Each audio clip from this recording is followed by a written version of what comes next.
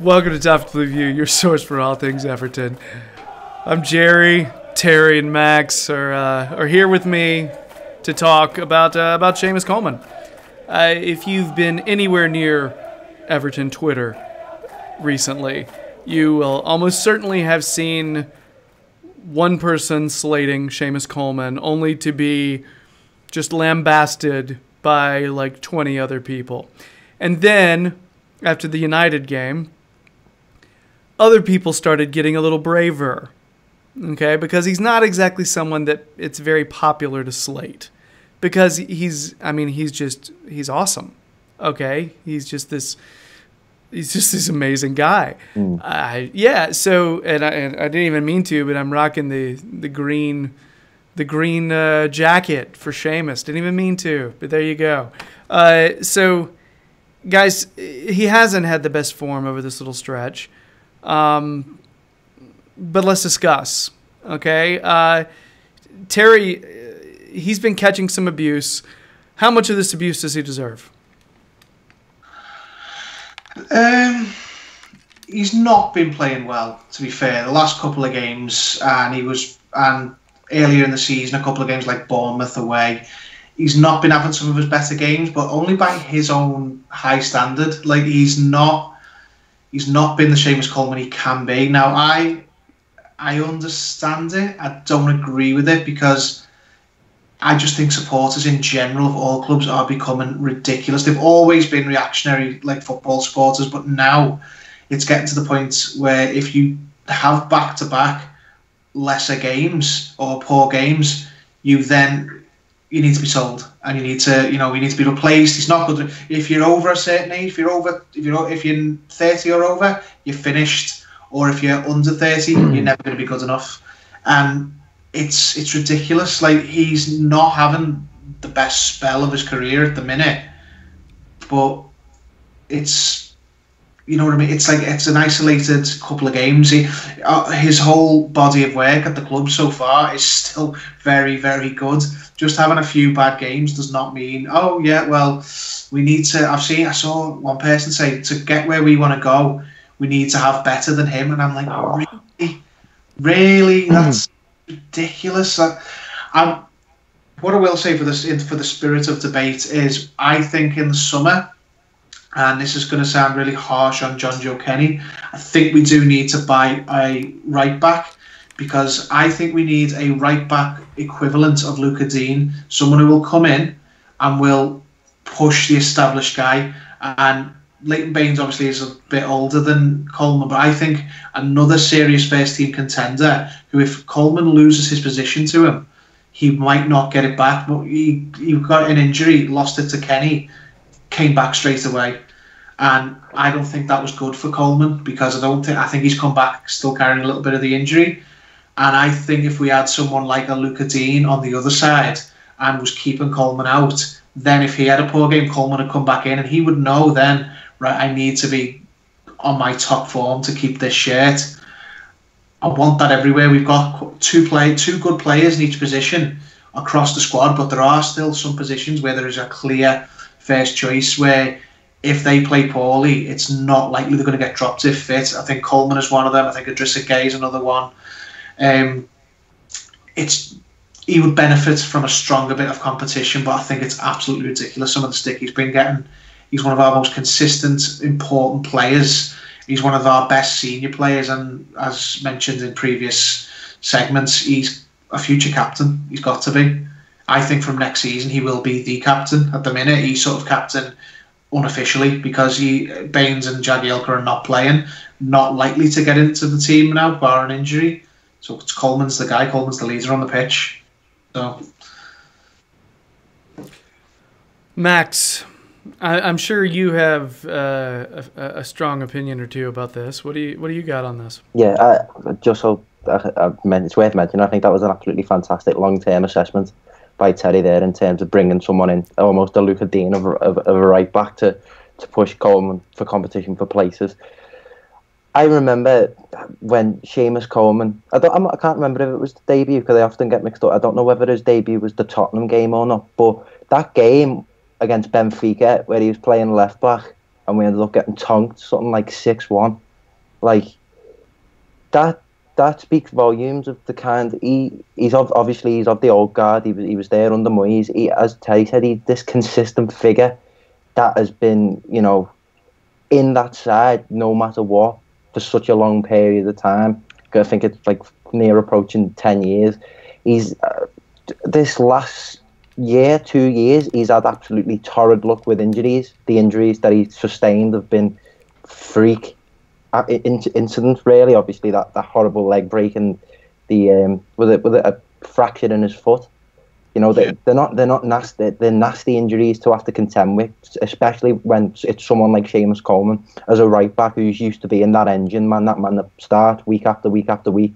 For him to miss so much football is obviously going to have a huge impact on his form when he first starts playing.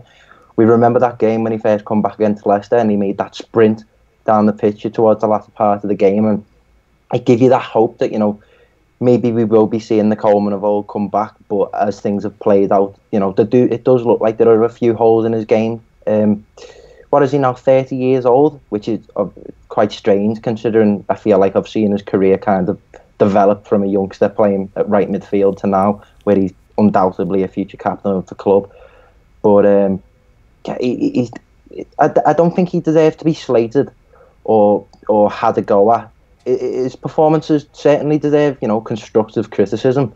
Because if we want to consistently, perform and reach the levels that we do want to, these little holes in our game as a whole, I was asking John before about the segments, what have we got, and the segment is Coleman a weak link? And worded like that, it's strange to think, because if you go back a few years, you could argue he was the best right back in Europe. But now, with it, all of a sudden this question sprung upon us that is it an area of the pitch that gets targeted? Maybe the standard of left winger in the Premier League increased a lot over the last few years. I think obviously the quality in the Premier League now is so much higher, and obviously as an aging player, it's going to be hard to keep up with that. And to end me point, no, I don't think the criticism's deserved. He's been a steward in that side. He's a down to earth footballer, which is a very rare thing in today's game, and he's one of us. So I don't think it's right to criticise him at all. But to add to the point that what Terry said earlier, a long-term replacement needs to be kind of in the works. Just on that point, just quickly, sorry, Gerry, when you said about the quality of left winger, I think something's got to be said as well for Coleman and Walcott are still quite new to each other on that right-hand side. Walcott came in January, so he's not even been at the club a year, and Coleman came back from injury. And when was it? Was it March? February? Yeah. It feels like, because they've both been around in the league for such a long time, that they've played together ages. They haven't.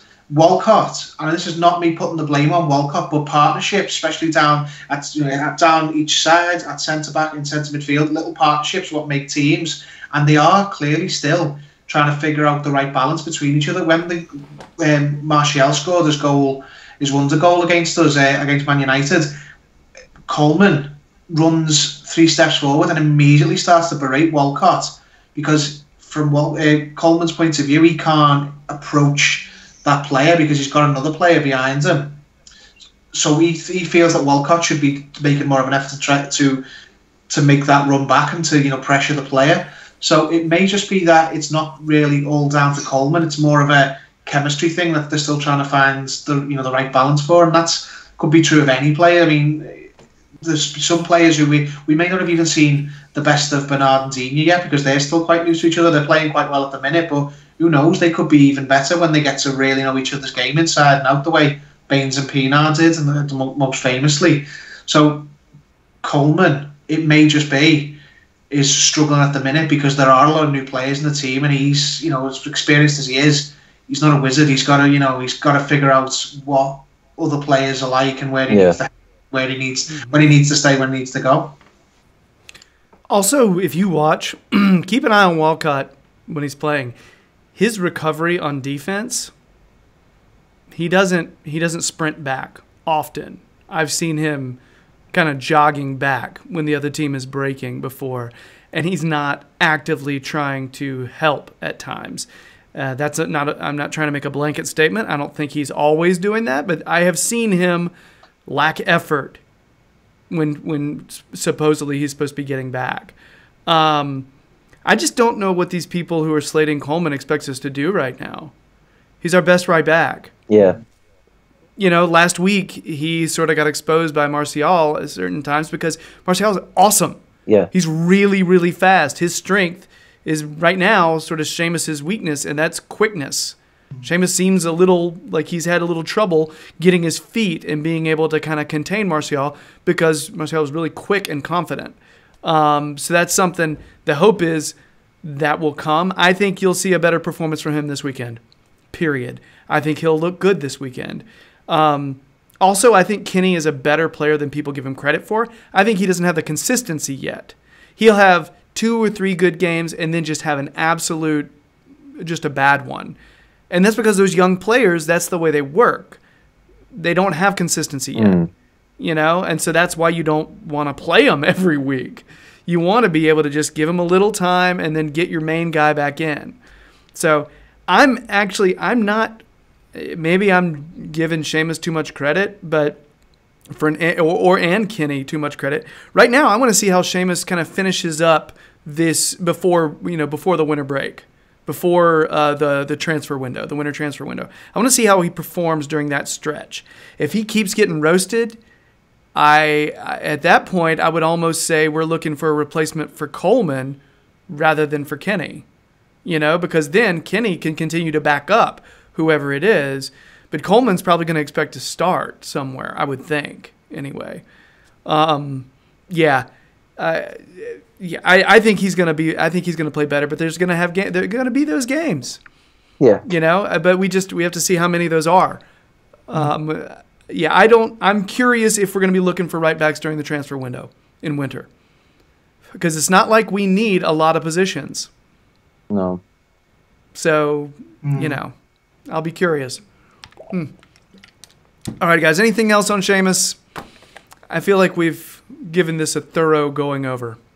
I think when you mentioned it then about replacing him, I think just the idea of him moving on just sounds ridiculous at this point. Like it's I suppose we're only touching on it because people have gone there, but it's so knee-jerk. It's just I don't want to believe how many players over the years, not just at us but across all teams, would, if the second they had a bad run of form or a bad few games, they were like, oh well, we need to replace them. Imagine how many players would be just on the scrap heap now. Leighton Baines yet to get going. Yeah, I think he'll play better. I think it'll be fine.